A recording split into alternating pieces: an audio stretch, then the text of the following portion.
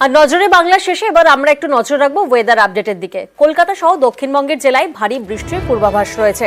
আজ থেকে বৃষ্টি বাড়বে দক্ষিণবঙ্গে। শনিবার থেকে উত্তরবঙ্গে ভারী বৃষ্টির সতর্কতা জারি করা হয়েছে। কাল গাঙ্গেয় পশ্চিমবঙ্গে নিম্নচাপ তৈরির একটা আশঙ্কা রয়েছে, যার জেরে কিন্তু কলকাতা সহ দক্ষিণবঙ্গের জেলায় ভারী বৃষ্টির পূর্বাভাস। আজ থেকে বৃষ্টি বাড়বে দক্ষিণবঙ্গে। শুক্রবার পর্যন্ত রাজ্য জুড়ে বৃষ্টির সতর্কতা রয়েছে। শনিবার থেকে উত্তরবঙ্গে ভারী বৃষ্টির সতর্কতা।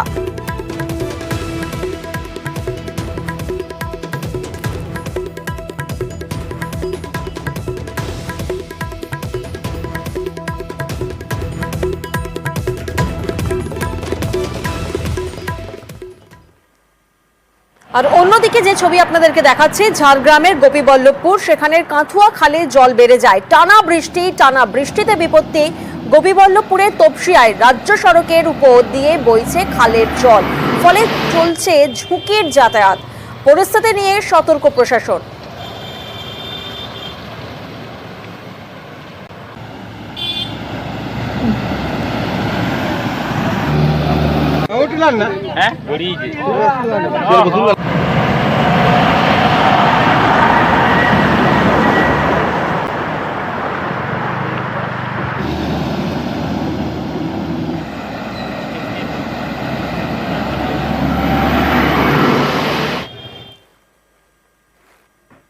আর এই ভরা বর্ষায় নজর তো রাখতেই হয় রূপলী শস্যের দিকে।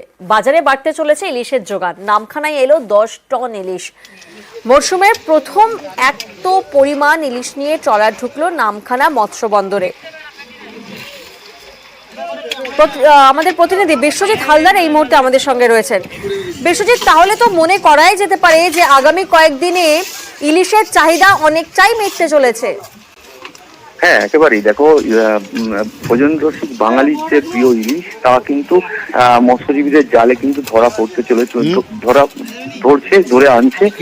সেটা কিন্তু শুরু হয়ে গিয়েছে। মৌসুমের প্রথম দিক থেকে কিন্তু ক্ষতির মুখটা দেখলেও এই মুহূর্তে আজকে পর্যন্ত প্রায় 10 টন মতো ইলিশ কিন্তু ইতিমধ্যে মৎস্যজীবীরা তারা কিন্তু নামখানা ঘাটে নিয়ে এসেছে। এবং যেটা মৎস্যজীবী সংগঠনের তরফ থেকে যেটা জানানো হচ্ছে, এই মুহূর্তে যে আবহাওয়া রয়েছে, অর্থাৎ ইলিশ হওয়ার যে আবহাওয়া, ধীরে ধীরে বৃষ্টি এবং যে পূবালি হাওয়া, সেইটাই কিন্তু রয়েছে। এবং প্রচুর পরিমাণে ইলিশ হওয়ার সম্ভাবনা তৈরি হয়েছে। এবং খবরও আসছে, যে সমস্ত ট্রলারগুলো ফিশিং করছে তারা কিন্তু যে মাছ ধরে নিয়ে আসছে, আরো 2-3 দিনের মধ্যে আরো প্রচুর সংখ্যক ইলিশ আসার সম্ভাবনা তৈরি হয়েছে। এবং বাজারে যে চাহিদা রয়েছে, অর্থাৎ সেই চাহিদা কিন্তু একেবারে মিটবে। এবং যে দাম, সেই দামটাও কিন্তু অনেকটা কমবে বলে একেবারে মনে করা হচ্ছে।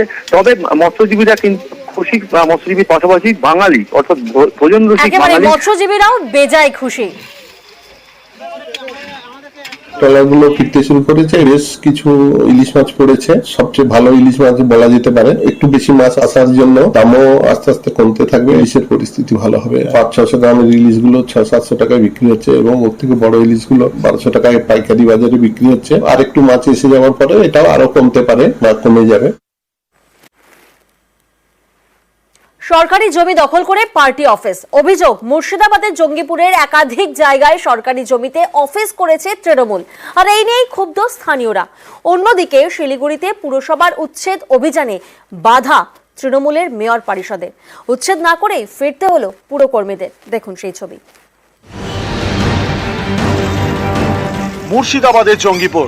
অভিযোগ, এখানে সরকারি জমি দখল করে একাধিক অফিস করেছে তৃণমূল।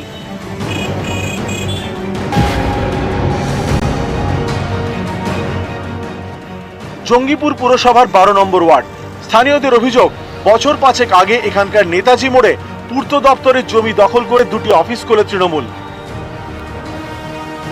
বছর 2 আগে জঙ্গিপুরের আমবাগান কলোনিতেও একটি অফিস খোলে তৃণমূল। অভিযোগ, এটা পুরসভার জমি দখল করে।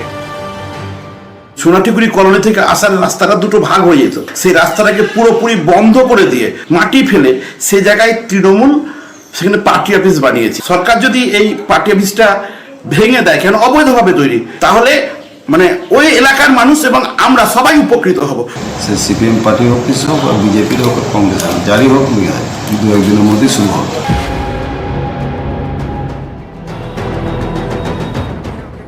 মঙ্গলবার শিলিগুড়ির চম্পাশাড়ি মোড়ে হকার উচ্ছেদ অভিযান করতে যান পুরকর্মীরা।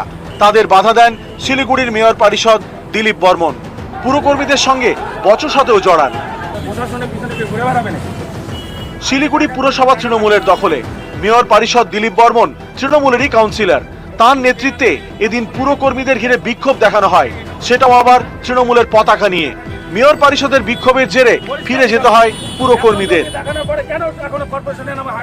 শিলিগুড়ির মানুষ যখন পৌর নিগমকে তৈরি করেছে, তো পৌর নিগমকেও চিন্তা করা দরকার যে শিলিগুড়ির মানুষকে বাঁচাতে হবে। 11.5 বিঘা জমি খালি করেছি, আজকে 2 বছর হয়ে গেল, কর্পোরেশনের হাতে এখনো লেখাপড়ি করা হয়নি কেন? এটা কর্পোরেশনকে দায়িত্ব নিতে হবে। আমি যতদিন বেঁচে আছি আগেও লড়াই করেছি, আজকেও লড়াই করব। তাতে যদি দল মনে করে যে এই লড়াইটা আমার ভুল, তাতে দল আমাকে বাদ দিয়ে দিক, কাউন্সিলর থেকে বাদ দিয়ে দিক, তাতে আমার কোনো আপত্তি নেই। আমি মাথা বেঁধে নিই মানুষের জন্য। কে কি বলেছে আমি জানি না, আমি গভর্নমেন্টের সিদ্ধান্ত অনুযায়ী কাজ করব। যথা সম্ভব মানুষকে আমরা পুনর্বাসন দেব। জোর করে করতে চাই, আমি কথা বলেছি, আলাপ আলোচনা করে আমরা যা ব্যবস্থা নেব। নিউজ 18 বাংলা। রেলের ভোগান্তির একটি ছবি, যেখানে যাত্রীরা বিক্ষোভ দেখাচ্ছেন। আর এবার রেলের এক অমানবিক ছবি আপনাদেরকে দেখাবো। আহতকে হাসপাতালে পাঠাতে আজব নিয়ম। মেমো না থাকায় ম্যাটাডোরে হাসপাতালে নিয়ে যাওয়া হয়। হাওড়ায় রেলের শেডে কাজ করার সময় দুর্ঘটনা ঘটে। 50 ফুট উঁচু থেকে পড়ে আহত হন এক শ্রমিক। আর তারপর হাসপাতালে নিয়ে যেতে দীর্ঘ টানাপোড়েন। মেমো ছিল না, মেমো না থাকায় অ্যাম্বুলেন্স থেকে নামিয়ে দেওয়া হয়, ম্যাটাডোরে করে নিয়ে যাওয়া হয় সেই আহত শ্রমিককে। এক অমানবিক ছবি দেখুন, অ্যাম্বুলেন্স থেকে নামিয়ে দেওয়া হলো সেই আহত শ্রমিককে, যিনি 50 ফুট উপর থেকে পড়ে গিয়েছেন রেলেরই কাজ করার সময় রেল শেডে। কাগজ না থাকায় অ্যাম্বুলেন্স থেকে ওনাকে নামিয়ে দেওয়া হয়। নেওয়া হয় কোথায়? ম্যাটাডোর করে। পিকচার আনতে গেলো তো, পিকচার আনতে সামনে ফাইবার সিট ছিল, ওই ফাইবার সিটে বেগুলো হয়তো পা দিয়ে দিয়েছে, ওই ফাইবার সিট ভেঙে নিচে পড়ে গেছে। আপনারা কন্ট্রাক্টরের লোক, হ্যাঁ, সেফটি বেল্ট কেন ছিল না আপনাদের কাছে? সেফটি বেল্ট উপরে, চালের উপরে তো সেফটি বেল্ট বাঁধা যায়নি, চালের উপরে টিনের উপরে আর ওই যে অ্যাম্বুলেন্স নিচ্ছিল না কেন, কি কারণ সেটা আমাদের বাবু জানে। অ্যাম্বুলেন্স বললাম অনেক, মিনিট 15 হয়ে গেছে। এবারে এই তো অ্যাম্বুলেন্সের জন্য কিছু স্যার ওখানে বলছে, ডিআরপিরা বলছে যে অ্যাম্বুলেন্সে নিয়ে যায়, কিছু বলছে যে কিসে করে আনলে, ওই টিকা বেনে অ্যাম্বুলেন্স নিল না। আবারও ট্রেন দুর্ঘটনা। ঝাড়খণ্ডের চক্রধরপুরে ট্রেন দুর্ঘটনা। ঘটনাস্থলে রেল আধিকারিকরা পৌঁছন। চলছে রেল লাইন থেকে কামরা সরানোর কাজ।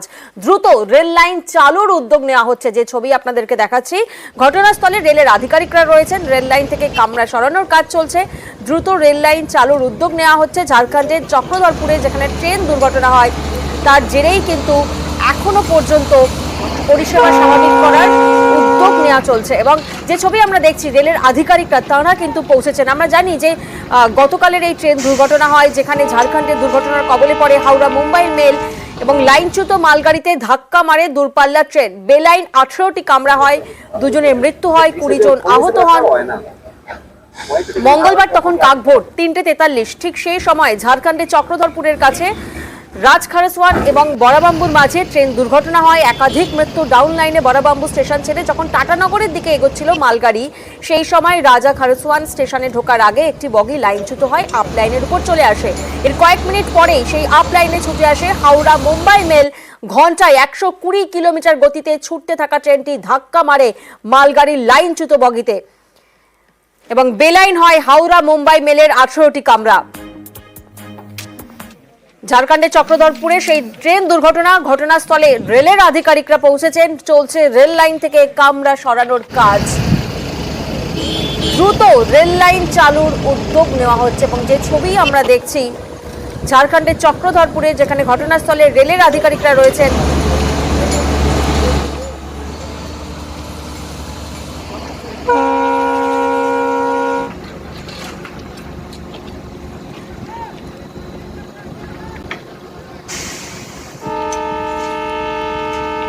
গতকাল তখনও ভোরের আলো ফোটেনি, অনেকেই ঘুমোচ্ছিলেন। এমন সময় ফের ট্রেন দুর্ঘটনা। কিন্তু এর দায় কার, সেই প্রশ্নও কিন্তু ওঠে।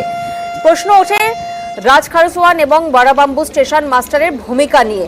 মালগাড়ি বেলাইন হওয়ার পরেও কেন রাজ খারসওয়ানের station master Howrah Mumbai mail দাঁড় করালেন না, সেই প্রশ্নটাও তো উঠছে। প্রতিনিধি রাজু এই মুহূর্তে আমাদের সঙ্গে রয়েছেন, সরাসরি রাজু থেকে একবার জানার চেষ্টা করব। রাজু, আজ সকালের ঠিক কি ছবিটা দেখতে পাচ্ছ? দেখো, গতকাল রাত থেকেই রেলের কর্মীদেরকে এখানে মোতায়েন করা হয়েছে এবং রেল লাইনের ওপর যে মালগাড়িটি পড়েছিল এবং মুম্বাই যে এক্সপ্রেস, সেই এক্সপ্রেসের যে বগিগুলি পড়েছিল সেগুলোকে সেখান থেকে উদ্ধার করা হয়েছে এবং লাইনটিকে পরিষ্কার করা হয়েছে এবং ইতিমধ্যে সেই লাইনকে পুনরায় নতুনভাবে নির্মাণ করা হচ্ছে। মূলত যেখানে বগি আপ লাইনে যে লাইনের উপর মুম্বাই এক্সপ্রেস আসবে সেই লাইনের উপর যখন পড়েছিল, সেক্ষেত্রে এখানকার যে গার্ড রয়েছেন সেই গার্ড যদি খবর দিয়ে থাকেন স্টেশন ম্যানেজারকে, সেক্ষেত্রে স্টেশন ম্যানেজার কেন তৎপর ব্যবস্থা নিল না, তা নিয়ে যেমন তার ভূমিকা নিয়ে একটা প্রশ্ন থাকছে, ঠিক তেমনই আবার মানুষ অভিযোগ করছে যেটা এখানকার যে ঘটনা ঘটার পরে যে বিকট আওয়াজ এবং মানুষের চিৎকার শুনে তারা ছুটে এসেছিলেন, তারপরে যখন রেল কর্মীরা ছুটে এসেছিলেন, তারপরেও এখানকার যে গার্ড বা যে ড্রাইভার চালক রয়েছে তাদের সাথে কথা বলে তৎপর জেনে নেওয়া হয়নি কেন যে কি কারণে ঘটনা ঘটেছিল এবং যেখানে এই যে মালগাড়ির যে বগিগুলি পড়েছিল লাইনের ওপর, তারপরে সেখান থেকে সিগন্যাল কিভাবে দেওয়া হলো এই হাওড়া মুম্বাই এক্সপ্রেসকে, যে হাওড়া মুম্বাই এক্সপ্রেসের ঘন্টায় গতিবেগ ছিল প্রায় 1.3, যেখানে বলা হচ্ছে এত বেগে একটি মুম্বাই এক্সপ্রেস আসছে, সেক্ষেত্রে তৎপর যদি স্টেশন দুর্ঘটনার পরেই তো প্রশ্নে স্টেশন মাস্টারদের ভূমিকা।